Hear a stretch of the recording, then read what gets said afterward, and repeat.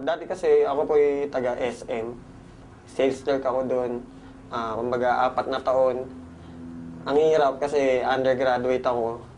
Okay, kumbaga sabi ko, nung hindi ako nakatapos ng pag-aaral, hindi naman pwedeng tatambay lang ako. Kasi one time nangingi ako ng pera sa mama ko, nakasimangot. Parang ang hirap na everyday mangingi ka lang ng pera, wala ang source of income. So, nag-work ako sa SM. Kaya lang, parang napapansin ko, ang tagal na ng panahon, wala nagbabago sa akin. Dumating yung time na yung escalator na dinadaanan ko, yun lang lagi. 3 taon na, 4 na taon na, wala nagbabago. So, naghanap ako ng paraan, kumbaga paano magbago yung buhay ko. Naimbita ako ng kaibigan ko, si Philip J. Una, hindi ako naniniwala sa kanya. Ang tagal niya ako iniimbita, pero wala kasi sa SM, syempre, 8 oras ka nakatayo. Kumbaga, pag day off ko, nagsisinungaling na lang ako, kunwari may lakad ako para hindi ako makapunta sa kanya. Pero yung time na nakita ko yung negosyo, isa lang sinabi ko, isa lang naisip ko, sayang. Sana pala nung una pa lang, iniimbita niya ako. Kumbaga, sumama na ako. Wala na nasayang na panahon. Kasi may nangyari sa akin, kaya ako kailangan pa ng dahilan para sumama ako sa kanya. Kasi last year, okay, nagka-baby ako.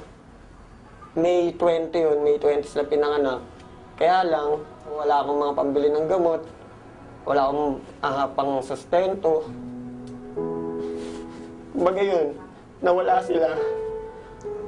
Okay, nawala sila May 20. Libing nila May 21, yan yung birthday ko.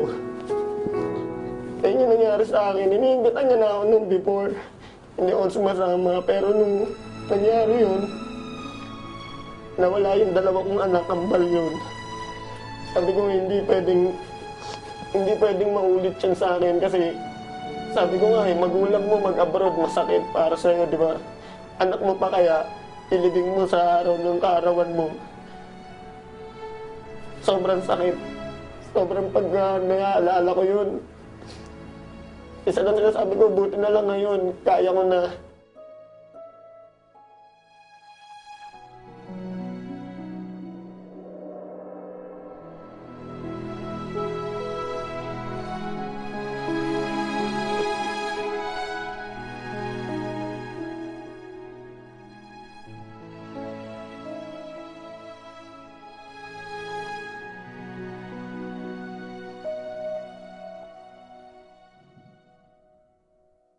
Imagine, pambili nung mga pangangailangan nung kambal ko, hindi ko mabili kasi wala akong pera, wala ako. Kaya ngayon, nandito ako. Sabi ko, hindi na mauulit yun. Kaya ngayon, sumama ako sa V-Mobile para hindi na maulit yung mga dati nangyari sa akin. Alam mo yung walang-wala ka, trinabaho mo, pagsahod mo, bus ka agad, alam mo yun, parang bayad utang lang, trabaho, bayad utang ka, wala nangyayari. Kaya nung dumating yung nangyari sa akin na yun, sobrang sakit. Parang wala akong magawa. Sinabi sa akin ng mga doktor, wala daw pag-asa kasi 16.5 months, pero hindi naman ganun eh. Sinabi lang nila yun para wag ako masaktan. Ngayon, masasabi ko, umikot talaga yung buhay ko.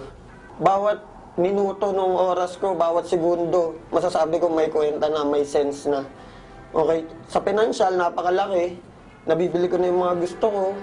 Bata pa ako, naisip ko, ba't ang daming kotse, nakasakay ka sa bus, ang daming sasakyan, pero bakit pamilya namin wala? Okay, so ngayon, dito sa V-Mobile, kayang-kaya na. Kumbaga, magbibilang ka lang ng ilang buwan. Gusto mo ulit bumili, kayang-kaya mo. Actually, sa buong pamilya ko, natutulungan ko na sila. Dati, mama ko manghiram lang sa akin ng 200. Bukas, sisingilin ko na. Kasi wala ka ng panggastos. Ngayon, bigyan mo 1,000, 2,000, wala na eh. Hindi mo na iisipin kasi laging papasok na yung income sa'yo. Yung father ko, sumali siya nung nakabili na ako ng kotse. Siyempre, mga tao, pati mga kaibigan ko, nung nakabili na ako ng kotse, doon na sila nagsisalian. Kaya lang, sumali nga sila, pero ang problema, yung time. Sana kung nagsisimula pa lang ako, naniwala na sila sa akin, di sana kasabay ko sila ngayon. Mga tao kasi, mga Pilipino, to see is to believe. Actually, magulang ko, ganun din eh. Nung sinabi ko sa kanila yung negosyo, inintay pa nila na magka-resulta ako. Ayaw pa nga ako pag-resignin ng mama ko sa SM kasi sayang daw yung 13th month. Ma-advise ko lang, magtiwala ka. Kasi yun lang naman ginawa ko. Nagtiwala lang talaga ako. Unang-una kasi pwede mo isipin na imposible. Pwede mo isipin na walang mangyayari sa'yo dito. Pero once na inisip mo yun, talagang wala. Isipin mo lang na kaya mo. Magtiwala ka sa mga taong nakapaligid sa'yo. Ako, sobrang laki ng papasalamat ko sa mga grupong nakapaligid sa akin. Techno Royal, Prestige, Triad, okay sila Martin, Elite. Okay kami dito kahit hindi kami magkakagrupo. Pamilya kami lahat. Nandyan sila, aalalay sila para sa'yo. Sobrang nagpapasalamat po ako sa V-Mobile. Kasi sa totoo lang, nung pag nagdadrive po ako ng kotse, ako lang mag-isa iniisip ko, paano kaya kung wala ako sa V-Mobile?